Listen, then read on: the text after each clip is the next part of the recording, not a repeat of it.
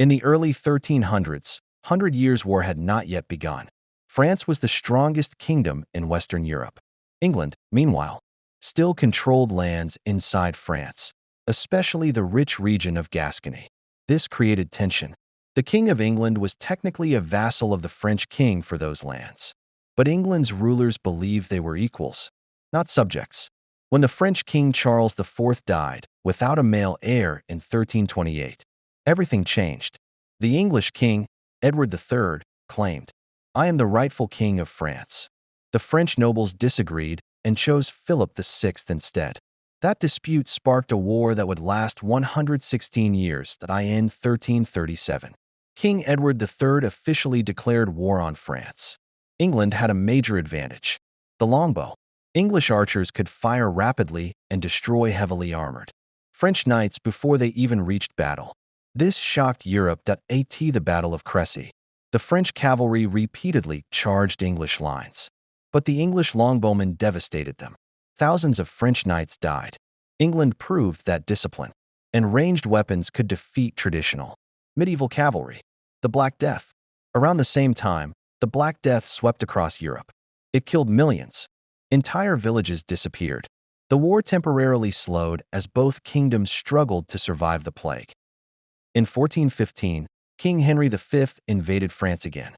Near the village of Agincourt, a tired and outnumbered English army faced a much larger French force. The battlefield was muddy. French knights became trapped in thick mud while English arrows rained down on them. The result was catastrophic for France. England gained control over huge parts of northern France. For a moment, it looked like England might actually conquer the entire kingdom. Then, a teenage peasant girl changed history. Her name was Joan of Arc. She claimed God had chosen her to save France. At first, many doubted her.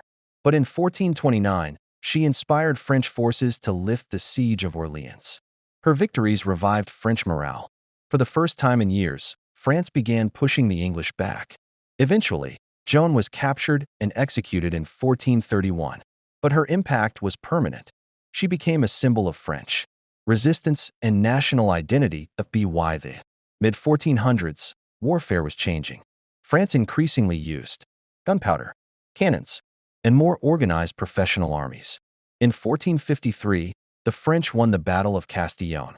It is often considered the final major battle of the war.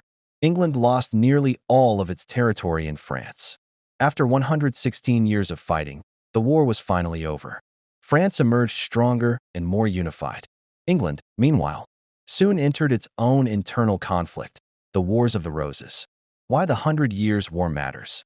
The 100 Years' War changed Europe forever. It helped weaken feudalism, strengthen national identity, transform medieval warfare, and introduce gunpowder weapons into European conflicts. It also marked the beginning of the end of the medieval age.